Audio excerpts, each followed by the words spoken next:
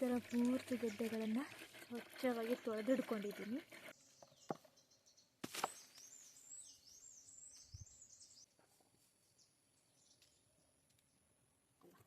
ಇದನ್ನು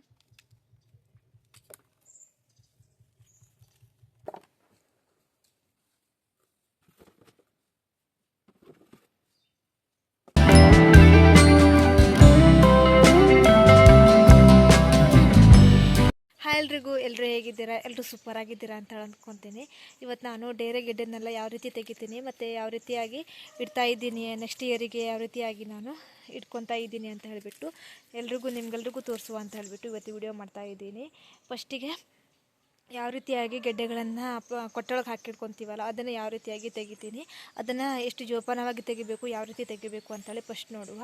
so next ಅದನ್ನು ಯಾವ ರೀತಿಯಾಗಿ ನಾನು ಸರಿ ಮಾಡಿ ಇಟ್ಕೊತೀನಿ, ಯಾವುದ್ರಲ್ಲಿ ಹಾಕಿ ಇಟ್ಕೊತೀನಿ, ರೇತಿ ಒಳಗೆ ಅಥವಾ ತೊಳೆದ್ಬಿಟ್ಟು ಯಾವ ರೀತಿಯಾಗಿ ನಾನು ಇಡ್ತೀನಿ ಅಂತ ಹೇಳಿಬಿಟ್ಟು ಪೂರ್ತಿಯಾಗಿ ಈ ವಿಡಿಯೋದಲ್ಲಿ ತಿಳಿಸ್ಕೊಡ್ತಾ ಇದ್ದೀನಿ. ಅದಕ್ಕಿಂತ ಮುಂಚೆ ನನ್ನ ಚಾನಲ್ನ ಯಾರಾದರೂ ಫಸ್ಟ್ ಟೈಮ್ ನೋಡ್ತಾ ಇದ್ದರೆ ಅಥವಾ ಸಬ್ಸ್ಕ್ರೈಬ್ ಮಾಡದೆ ಯಾರಾದರೂ ವಿಡಿಯೋ ನೋಡ್ತಾ ಇದ್ದರೆ ಪ್ಲೀಸ್ ಸಬ್ಸ್ಕ್ರೈಬ್ ಮಾಡ್ಕೊಂಡು ನೋಡಿ. ಹಾಗೆ ಪಕ್ಕದಲ್ಲಿ ಕಾಣಿರುವಂಥ ಬೆಲ್ಲೈಕನ್ ಒತ್ತಿ ನಾನು ಹಾಕುವಂಥ ವಿಡಿಯೋಸ್ನ ನೋಟಿಫಿಕೇಷನ್ ನಿಮಗೆ ಮೊದಲು ಬರುತ್ತೆ, ಆವಾಗ ನೀವು ಆರಾಮಾಗಿ ವಿಡಿಯೋನ ನೋಡ್ಬೋದು.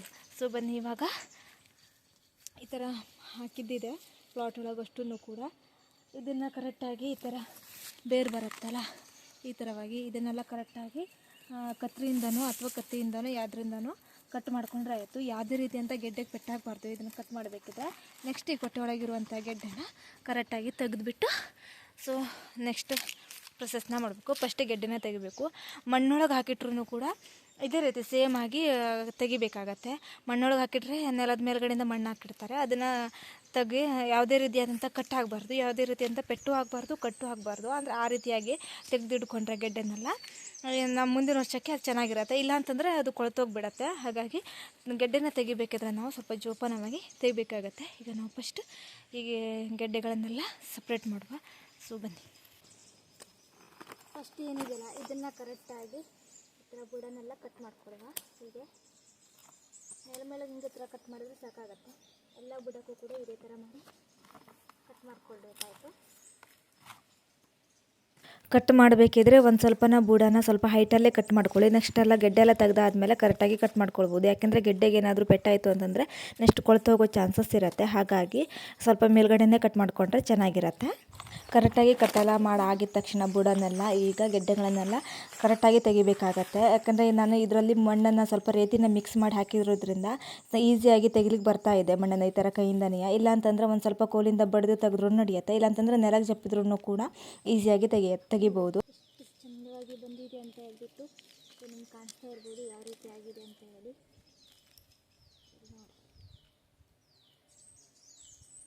ನಾನು ಈ ಕೊಟ್ಟೆ ಒಳಗಿರುವಂಥ ಗೆಡ್ಡೆಗಳನ್ನೆಲ್ಲ ಇದೇ ವರ್ಷ ನಾನು ಬೇರೆ ಕಡೆಯಿಂದ ತಂದು ಹಾಕಿರುವಂಥದ್ದು. ಹಾಗಾಗಿ ಒಂದೊಂದು ಗೆಡ್ಡೆಗೆ ಮೂರ್ನಾಲ್ಕು ಕೊಂಬುಗಳು ಅಷ್ಟೇ ಬಂದಿದೆ, ಹೆಚ್ಚು ಬಂದಿಲ್ಲ.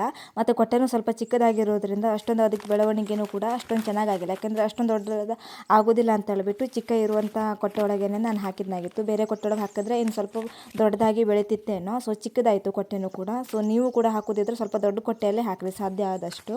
ಬೇರೆ ಗೆಡ್ಡೆಗಳನ್ನ ಇರುತ್ತಲ್ಲ, ಗಿಡ ಸತ್ತು ಹೋದಾಗಂಗೆ ಆದಷ್ಟು ಬೇಗನೆ ತೆಗಿಬೇಕಾಗತ್ತೆ.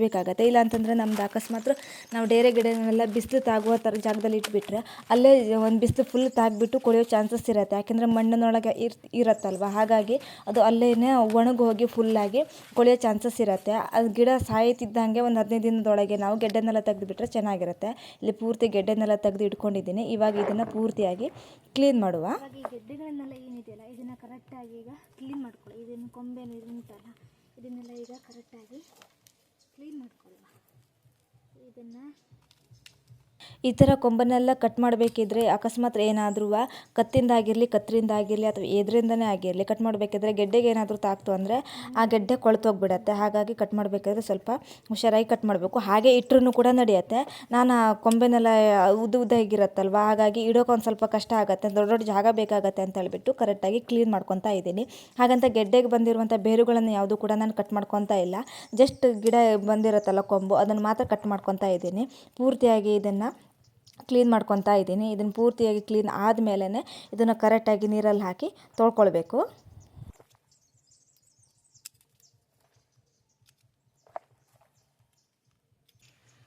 ಪೂರ್ತಿ ಎಲ್ಲನೂ ಕೂಡ ಕ್ಲೀನ್ ಮಾಡಿ ಇಟ್ಕೊಂಡಿದ್ದೀನಿ. ಇವಾಗ ಇದನ್ನು ಕ್ಲೀನಾಗಿ ನೀರಿಂದ ತೊಳ್ಕೊಂಡ್ಬಿಡುವ. ಒಂದು ಬುಟ್ಟಿ ಒಳಗೆ ನೀರು ಹಾಕ್ಕೊಂಡು ಫುಲ್ ಅಷ್ಟು ಗೆಡ್ಡೆನ ಪೂರ್ತಿಯಾಗಿ ನಾನು ಒಂದು ಬುಟ್ಟಿಯಲ್ಲಿ ಹಾಕ್ಕೊಂಡಿದ್ದೀನಿ.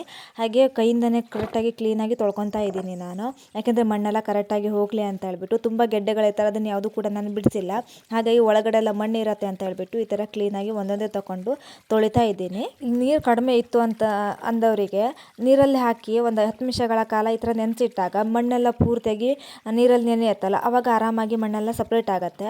ಹಾಗೆ ಮತ್ತೊಂದು ಬುಟ್ಟಿಯಲ್ಲಿ ಹಾಕಿಬಿಟ್ಟು ಅಥವಾ ಪಾತ್ರೆ ಒಳಗೆ ಬೇರೆ ಇದರಲ್ಲಿ ಹಾಕಿ ಇನ್ನೊಂದು ಸತಿ ನೀರು ಹಾಕಿ ತೆಗೆದ್ರೆ ಕ್ಲೀನಾಗಿ ಆಗುತ್ತೆ.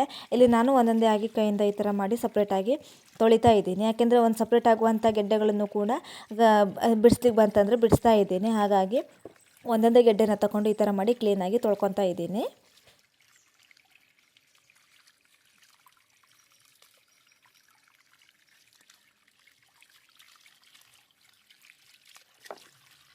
ಈ ಥರ ಪೂರ್ತಿ ಗೆಡ್ಡೆಗಳನ್ನು ಸ್ವಚ್ಛವಾಗಿ ತೊಳೆದಿಡ್ಕೊಂಡಿದ್ದೀನಿ.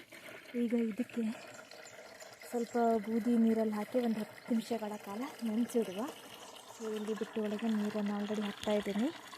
ಈಗ ಅದರೊಳಗೆ ಸ್ವಲ್ಪ ಬೂದಿ ಹಾಕಿ ನೆನೆಸಿಡುವ.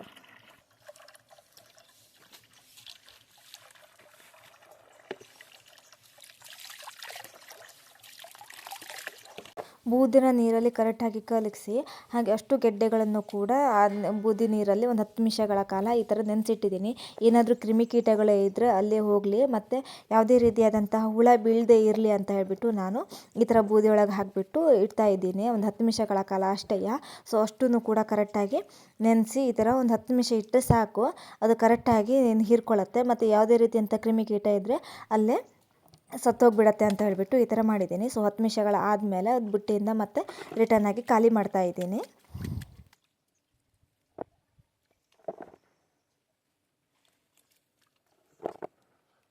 ಫುಲ್ ಬೂದಿ ನೀರಿಂದ ತೆಗೆದುಬಿಟ್ಟು ಈ ಥರ ಬುಟ್ಟಿ ಒಳಗೆ ಹಾಕಿಡ್ಕೊಂಡಿದ್ದೀನಿ. ಇವಾಗ ಇದು ಕರೆಕ್ಟಾಗಿ ಬಿಸಿಲಿಗೆ ಒಣಸ್ಲಿಕ್ಕೆ ಹಾಕ್ತಾ ಇದ್ದೀನಿ. ಕರೆಕ್ಟಾಗಿ ನೀರೆಲ್ಲ ಫುಲ್ಲಾಗಿ ಒಣಗಲಿ, ಯಾವುದೇ ರೀತಿಯಾದಂಥ ನೀರು ಇರಬಾರ್ದು, ಡ್ರೈ ಆಗಿ ಇರಲಿ ಅಂತ ಹೇಳ್ಬಿಟ್ಟು ಈ ಥರ ಬಿಸಿಲಿಗೆ ಒಣಸ್ಲಿಕ್ಕೆ ಹಾಕ್ತಾ ಇದ್ದೀನಿ. ಫುಲ್ಲಾಗಿ ಬಿಸಿಲಿಗೆ ಹಾಕಾದ್ಮೇಲೆ ನೆಕ್ಸ್ಟ್ ನಾವು ಇದನ್ನು ಸ್ಟೋರೇಜ್ ಮಾಡಿ ಇಡಬೇಕು. ಇಲ್ಲ ಅಂತಂದರೆ ಅಲ್ಲಿ ನೀರು ಇದ್ಬಿಟ್ರೆ ಅಲ್ಲೇ ಕೊಳೆಯೋ ಚಾನ್ಸಸ್ ಇರುತ್ತೆ. ಹಾಗಾಗಿ ಕರೆಕ್ಟಾಗಿ ಒಣಸ್ತಾ ಇದ್ದೀನಿ. ತೊಳೆಯೋಕ್ಕಿಂತ ಮುಂಚೆನೂ ಕೂಡ ನಾವು ಇಟ್ಕೊಳ್ಬೋದು, ಆದರೂ ತೊಳೆದಿಟ್ಟರೆ ಯಾವುದೇ ರೀತಿಯಾದಂತಹ ಕೊಳೆಯುವುದಿಲ್ಲ ಮತ್ತು ಯಾವ ಕ್ರಿಮಿಕೀಟಗಳು ಇರುವುದಿಲ್ಲ ಅಂತ ಹೇಳಿಬಿಟ್ಟು ನಾನು ಈ ಥರ ಮಾಡಿ ತೊಳೆದು ಬೂದಿ ನೀರಲ್ಲಿ ಹಾಕಿಬಿಟ್ಟು ಇಟ್ಕೊಂಡಿದ್ದೀನಿ. ಇದನ್ನು ಕರೆಕ್ಟಾಗಿ ಒಣಗಿಸಿ ಇಟ್ಕೊಂಡಿದ್ದೀನಿ. ನೋಡಿ ಈ ಥರ ಆಗಿದೆ. ಈ ಥರ ಮಾಡಿ ಕರೆಕ್ಟಾಗಿ ಬೇರೆ ಗೆಡ್ಡೆಗಳನ್ನೆಲ್ಲ ಒಣಗಿಸಿಟ್ಕೊಂಡಿದ್ದೀನಿ. ಇಲ್ಲಿ ಒಂದು ಬಾಕ್ಸಿಗೆ ಅಡಿಗೊಂದು ಪೇಪರ್ ಹಾಕ್ಕೊಂಡಿದ್ದೀನಿ, ಹಾಗೆ ರೇತಿನ ತಂದು ಇಟ್ಕೊಂಡಿದ್ದೀನಿ. ಸೊ ಇವಾಗ ಹೇಗೆ ಇದು ಮಾಡೋದು ಅಂತ ಹೇಳಿ ಬನ್ನಿ.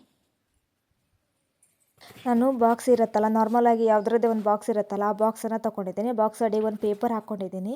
ಹಾಗೆ ಒಂದೊಂದಾಗಿ ಗೆಡ್ಡೆಗಳನ್ನು ಇಡ್ತಾ ಇದ್ದೀನಿ. ಒಂದು ಸ್ಟೆಪ್ ಮಾತ್ರ ಗೆಡ್ಡೆಗಳನ್ನು ಇಟ್ಕೊತಾ ಇದ್ದೀನಿ. ಕರೆಕ್ಟಾಗಿ ಎಷ್ಟು ಆಗುತ್ತೋ ಅಷ್ಟನ್ನು ಒಂದು ಸ್ಟೆಪ್ಪು ಗೆಡ್ಡೆಗಳನ್ನು ಕರೆಕ್ಟಾಗಿ ಇಟ್ಕೊಂಡಿದ್ದೀನಿ. ಅದರ ನೆಕ್ಸ್ಟ್ ರೇತಿನ ಹಾಕ್ತಾ ಇದ್ದೀನಿ. ಎಷ್ಟು ಬೇಕಾಗುತ್ತೋ ರೇತಿ, ಅಂದರೆ ಫುಲ್ ಗೆಡ್ಡೆ ಮುಚ್ಚಿ ಹೋಗುವಷ್ಟು ರೇತಿನ ಹಾಕ್ಕೊಂಡಿದ್ದೀನಿ. ರೇತಿ ಜಾಸ್ತಿ ಇಲ್ಲ ಅಂತಂದರೆ ಸ್ವಲ್ಪ ಇದ್ರು ಅಂತಂದರೆ ಸ್ವಲ್ಪ ಹಾಕ್ಕೊಂಡ್ರೂ ಕೂಡ ನಡೆಯುತ್ತೆ. ಇಲ್ಲಿ ನನ್ನ ಹತ್ರ ಒಂದು ಸ್ವಲ್ಪ ಜಾಸ್ತಿನೇ ರೇತಿ ಇರೋದ್ರಿಂದ ಫುಲ್ಲಾಗಿ ಗೆಡ್ಡೆಗಳನ್ನು ಮುಚ್ಚೋಗುವಷ್ಟು ನಾನು ರೇತಿನ ಹಾಕ್ಕೊಂಡಿದ್ದೀನಿ. ಈ ರೇತಿನೆಲ್ಲ ಫುಲ್ ಆದಮೇಲೆ ಅದ್ರ ಮೇಲ್ಗಡೆಯಿಂದ ಮತ್ತೊಂದು ಸತಿ ನಾನು ಪೇಪರ್ನ ಹಾಕ್ಕೊತಾ ಇದ್ದೀನಿ. ಯಾಕೆಂದರೆ ಏನಾದರೂ ಅದಕ್ಕೆ ತೇವಾಂಶ ಅಂತಂದರೆ ನೀರಿನ ಅಂಶ ಏನಾದರೂ ಸಿಕ್ತು ಅಂತಂದರೆ ಪೇಪರ್ನ ಹೀರ್ಕೊಳ್ಳುತ್ತೆ ಅಂತ ಹೇಳ್ಬಿಟ್ಟು. ಹಾಗಾಗಿ ಅದ್ರ ಪೇಪರ್ ಆದಮೇಲೂ ಕೂಡ ಮತ್ತೊಂದು ಸ್ಟೆಪ್ಪನ್ನು ನಾನು ಮತ್ತೆ ಗೆಡ್ಡೆಗಳನ್ನು ಇಡ್ತಾ ಇದ್ದೀನಿ. ಒಂದು ಬಾಕ್ಸಿಗೆ ನಾನು 2 ಸ್ಟೆಪ್ಪನ್ನು ಈ ಥರ ಗೆಡ್ಡೆಗಳನ್ನು ಹಾಕಿಟ್ಕೊತಾ ಇದ್ದೀನಿ. ಯಾಕೆಂದರೆ ಬಾಕ್ಸ್ ಸ್ವಲ್ಪ ಚಿಕ್ಕದಾಗಿರೋದ್ರಿಂದ 2 ಸ್ಟೆಪ್ ಇಟ್ಕೊಂಡಿದ್ದೀನಿ. 2 ಬಾಕ್ಸಲ್ಲಿ ಹಾಕಿಡುವ ಅಂತ ಹೇಳಿಬಿಟ್ಟು ಮತ್ತೊಂದು ಬಾಕ್ಸಿಗೆ ಉಳಿದಿದ್ದೆಲ್ಲ ಗೆಡ್ಡೆನ ಹಾಕಿಡ್ತಾ ಇದ್ದೀನಿ. ಇದಕ್ಕೂ ಕೂಡ ಸೇಮ್ ಪೂರ್ತಿಯಾಗಿ ಮತ್ತೆ ಮೇಲ್ಗಡೆಯಿಂದ ರೇತಿ ಹಾಕಿ ಅದ್ರ ಮೇಲ್ಗಡೆಯಿಂದ ಪೇಪರ್ನ ಮುಚ್ಚಿಟ್ಟು ಬಾಕ್ಸ್ನ ಕರೆಕ್ಟಾಗಿ ಮುಚ್ಚಿದರೆ ಆಯಿತು. ಸೊ ಅಷ್ಟೇ. ಯಾವುದೇ ರೀತಿಯಾದಂತಹ ತೇವಾಂಶ ಇರುವಂತಹ ಅಂದರೆ ನೀರು ಇರುವಂಥ ಜಾಗದಲ್ಲಿ ಇಟ್ಟಿಲ್ಲ ಅಂತಂದರೆ ಇದು ಸೇಫಾಗಿರುತ್ತೆ. ನೀರಿತ್ತು ಅಂತಲೂ ಕೂಡ ಈ ಪೇಪರೆಲ್ಲ ಹೀರ್ಕೊಂಡ್ಬಿಡುತ್ತೆ. ಮತ್ತು ಬಾಕ್ಸನ್ನು ಕೂಡ ರಟ್ಟಿಂದಾಗಿರೋದ್ರಿಂದ ಏನಾದರೂ ನೀರಿನ ಅಂಶ ಬಂತು ಅಂದರೆ ಅದು ಪೇಪರ್ಸ್ ಹೀರ್ಕೊಂಡ್ಬಿಡುತ್ತೆ. ಹಾಗಾಗಿ ಈ ಥರ ಮಾಡಿ ಸ್ಟೋರೇಜ್ ಮಾಡ್ತಾಯಿದ್ದೀನಿ. ಈ ಥರ ಮಾಡಿ ಇಟ್ಟು ಚೆಂದ ಮಾಡಿರುವಂಥ ಜಾಸ್ತಿ ಬಿಸಿಲಿರುವಂಥ ಜಾಗದಲ್ಲೂ ಅಲ್ಲ, ಜಾಸ್ತಿ ತಂಪಿರುವಂಥ ಜಾಗದಲ್ಲೂ ಅಲ್ಲ, ಆ ಥರ ಜಾಗದಲ್ಲಿ ಇದು ಕರೆಕ್ಟಾಗಿ ಇಟ್ಕೊಂಡ್ರೆ ಮುಂದಿನ ವರ್ಷ ಅಷ್ಟೊತ್ತಿಗೆ ನಾವು ಮತ್ತೆ ಗೆಡ್ಡೆಗಳನ್ನು ನೆಡ್ಬೋದು. ಮತ್ತು ಯಾವುದೇ ರೀತಿಯಂಥ ಹಾಳಾಗೋದಿಲ್ಲ, ಕೊಳ್ತೋಗೋದಿಲ್ಲ. ನೆಕ್ಸ್ಟ್ ಇಯರ್ ಮಳೆಗಾಲ ಬಂದ ತಕ್ಷಣ ಈ ಬಾಕ್ಸನ್ನೆಲ್ಲ ಕರೆಕ್ಟಾಗಿ ಓಪನ್ ಮಾಡಿಬಿಟ್ಟು ನಾವು ಡೇರೆ ಗೆಡ್ಡೆಗಳನ್ನು ನಾವು ಆರಾಮಾಗಿ ಪ್ಲಾಟ್ ಒಳಗೆ ಹಾಕ್ಬೋದು, ಅಥವಾ ನೆಲಕ್ಕೆ ನೆಡುವಂಥದ್ದು ನೆಲಕ್ಕೆ ನೆಡ್ಬೋದು. ಆರಾಮಾಗಿ ನಾವು ಗೆಡ್ಡೆಗಳನ್ನು ಈ ರೀತಿಯಾಗಿ ಸ್ಟೋರೇಜ್ ಮಾಡಿ ಇಟ್ಕೊಂಡ್ರೆ ಯಾವುದೇ ರೀತಿಯಾದ ತೊಂದರೆ ಆಗೋದಿಲ್ಲ. ಸೊ ನಾನು ಈ ಥರ ಮಾಡಿ ಇಟ್ಕೊಂಡಿದ್ದೀನಿ. ನಿಮಗೆ ಈ ವಿಡಿಯೋ ಏನಾದರೂ ಇಷ್ಟ ಆಯಿತು ಅಂದರೆ ಲೈಕ್ ಶೇರ್ ಕಮೆಂಟ್ ಮಾಡೋದನ್ನು ಮರಿಬೇಡಿ. ಹಾಗೆ ನನ್ನ ಚಾನಲ್ನ ಸಬ್ಸ್ಕ್ರೈಬ್ ಮಾಡದೆ ಯಾರಾದರೂ ವಿಡಿಯೋ ನೋಡ್ತಾ ಇದ್ದರೆ ಪ್ಲೀಸ್ ಸಬ್ಸ್ಕ್ರೈಬ್ ಮಾಡ್ಕೊಂಡು ನೋಡಿ. ಹಾಗೆ ಪಕ್ಕದಲ್ಲಿ ಕಡೆ ಇರುವಂಥ ಬೆಲ್ ಐಕಾನ್ ಒತ್ತಿ ನಾನು ಹಾಕುವಂಥ ವೀಡಿಯೋಸ್ದ ನೋಟಿಫಿಕೇಷನ್ ನಿಮಗೆ ಬರುತ್ತೆ. ಆವಾಗ ನೀವು ಆರಾಮಾಗಿ ವಿಡಿಯೋನ ನೋಡ್ಬೋದು.